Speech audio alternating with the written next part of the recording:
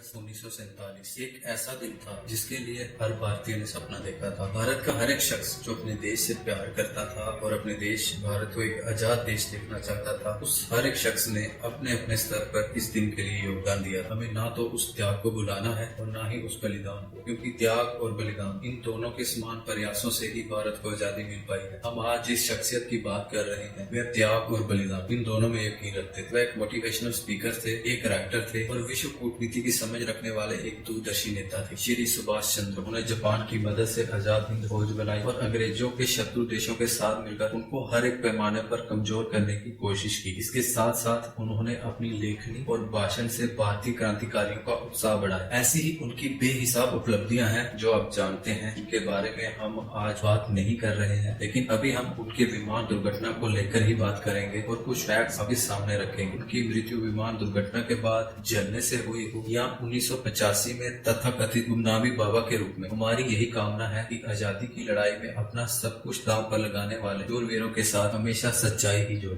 दोस्तों, हमारा चैनल अपने देश और देश के लिए अपना सर्वोच्च बलिदान करने वाले नायकों को शत शत नमन करता है। उनके त्याग और बलिदान को हर एक भारतीय तक पहुंचाना ही हमारा लक्ष्य है। हमारे चैनल का ये पहला वीडियो है। हमें सपोर्ट करने के लिए हमारे YouTube चैनल को सब्सक्राइब जरूर करें और इस बेल आइकन को प्रेस करें ताकि हमारी हर एक वीडियो आप तक पहुंच सके। आइए शुरू। 18 अगस्त 1945 जापान से ये खबर मिलती है कि जापानी बॉम्बर विमान जिसमें नेताजी सवार थे कुछ तकनीकी खराबी के चलते दुर्घटनाग्रस्त हो गए। कहा गया कि इसके बाद नेताजी को जापानी मिलिट्री हॉस्पिटल ले जाया गया और लगभग 3 घंटे बाद उन्हें मृत घोषित कर दिया गया। इसके बाद टोक्यो में उनका अंतिम संस्कार किया गया और फिर 14 सितंबर 1945 को नेताजी की अस्थि हमेशा के लिए टोक्यो के रेंकोजी टेम्पल को सौंप दी जाती है। अंत में भारत सरकार ने इस दुर्घटना की जांच पड़ताल के लिए 1956 में एक इंक्वायरी कमीशन बनाई जिसका नाम था शाहनवाज इंक्वायरी कमीशन। इस कमीशन ने कुछ ही देर बाद अपनी रिपोर्ट दी और ये प्रमाण दिया कि नेताजी के निधन का कारण एक विमान दुर्घटना ही था और इसमें कोई षड्यंत्र की भागीदारी नहीं। इसके बाद 1970 में खोसला इंक्वायरी कमीशन बनाई गई। इन्होंने भी विमान दुर्घटना से नेताजी के निधन को प्रमाणित किया। इसके बाद 1999 में सरकार ने एक नई इंक्वायरी कमीशन बनाई जिसका नाम था मुखर्जी इंक्वायरी कमीशन। इस कमीशन की रिपोर्ट ने देश में तहलका मचा दिया। मुखर्जी कमीशन का कहना था कि विमान दुर्घटना से नेताजी के निधन का कोई वास्ता नहीं है और ऐसी बहुत सी थ्योरीज दी जिससे यह प्रमाण होता था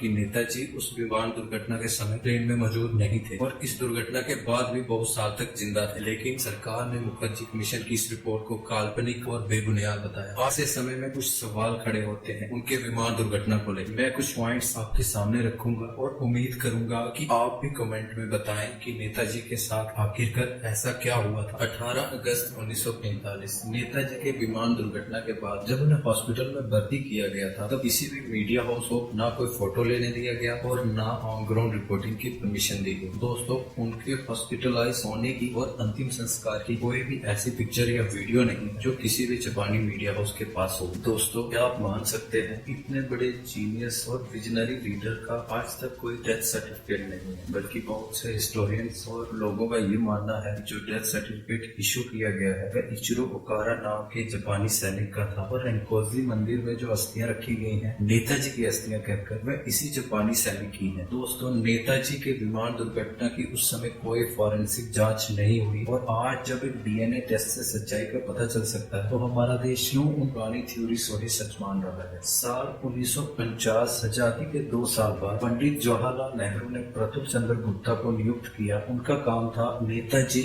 और आजाद हिंद फौज के आजादी में योगदान की एक रिपोर्ट बनाना। इस रिपोर्ट को बनने में लगभग 3 साल लग गए, लेकिन आज तक कभी पब्लिश नहीं की गई और ना इसके बारे में देश को बताया गया। अगर नेताजी का देहांत 1945 की विमान दुर्घटना में हो गया था तो कुछ सरकारी दस्तावेज बाहर आने के बाद ये क्यों पाया गया कि सरकार ने 1945 से 1967 तक उनके घर और उनके परिवार पर नजर बनाए हुए थी। सरकार का ऐसा करने के पीछे का क्या कारण था वो सरकार ही बता सकती है। दोस्तों, अभी हाल ही में 17 जुलाई 2017 फ्रेंच सीक्रेट सर्विसेज की कुछ दस्तावेज गुप्त सूची से बाहर आए। जेबीबी मोरे जो कि एक पेरिस बेस्ड हिस्टोरियन है, वह 11 दिसंबर 1947 की एक सीक्रेट रिपोर्ट देखकर हैरान प्राण हो जाते हैं, जिसमें ये साफ साफ कहा था कि सुभाष चंद्र बोस का निधन विमान दुर्घटना से नहीं हुआ था, बल्कि उसमें लिखा था कि सुभाष चंद्र बोस के ठिकानों का दिसंबर 1947 तक, यानी ये रिपोर्ट सबमिट होने तक कोई पता नहीं चल पाया है। ताइवान ने सुभाष चंद्र बोस का निधन विमान दुर्घटना से हुआ ऐसा किसी भी आधिकारिक बयान में नहीं कहा और न ही उनके किसी दस्तावेज में उन्होंने इसको माना। जनरल जीडी बख्शी ने अपनी किताब में लिखा है कि नेताजी को जान का खतरा था और सोवियत संघ में सुरक्षित बाहर निकालने के लिए ही जापानी सीक्रेट सर्विसेज ने ये एक्शन प्लान बनाया था। कुछ लोगों का कहना है कि वो काफी समय के लिए रूस में थे और उसके बाद भारत लौट आए और फिर वे यूपी के फैजाबाद में गुमनामी बाबा बनकर रहते थे, जिनका देहांत 17 सितंबर 1985 को हुआ था। भारत में बहुत से लोग मानते हैं कि गुमनामी बाबा ही सुभाष चंद्र बोस है। आखिरकार कौन थे ये गुमनामी बाबा और इनका नेताजी से क्या संबंध था? क्या ये सच में नेताजी थे या उनका कोई बेहद खास? इसके बारे में आज तक कुछ भी स्पष्ट नहीं हो पाया। दोस्तों, चौंकाने वाली बात ये भी थी कि जब गुमनामी बाबा का देहांत हुआ तब उनके अंतिम संस्कार से पहले किसी अनजान शख्स ने उनके चेहरे को एसिड से बिगाड़ने की कोशिश की। गुमनामी बाबा के देहांत होने के बाद उनके घर की तलाशी ली गई, जिसमें बहुत से लेटर्स और हैंडराइटिंग्स मिली जो नेताजी और गुमनामी बाबा के एक होने की ओर इशारा करते थे। दोस्तों, अगर नेताजी ही गुमनामी बाबा थे और वह आजादी के बाद भारत वापस आ गए थे तो उनको अपने ही देश में एक साधु बनकर क्यों रहना पड़ा? एक और सवाल खड़ा होता है कि नेताजी को ऐसे कौन से खतरे का आभास हो गया था कि उन्हें झूठा प्लेन क्रैश करवा के खुद को दुनिया से अलग रखना पड़ा? ऐसे कौन से कारण थे जो उनके इतने दुश्मन बन गए थे? या फिर प्लेन क्रैश वाली थ्योरीज ही सच्ची है और हमें इन पर ही विश्वास करना चाहिए और हमें ये मान लेना चाहिए कि नेताजी का देहांत प्लेन क्रैश से ही हुआ है? बहरहाल, भारत सरकार के आधिकारिक बयानों और कुछ आरटीआई रिप्लाईज में यही माना गया है कि उनका देहांत एक प्लेन क्रैश से ही हुआ है। हमारी वीडियो आपको कैसे लगी और नेताजी के विमान दुर्घटना को लेकर आपकी क्या सोच है? हमें कमेंट्स में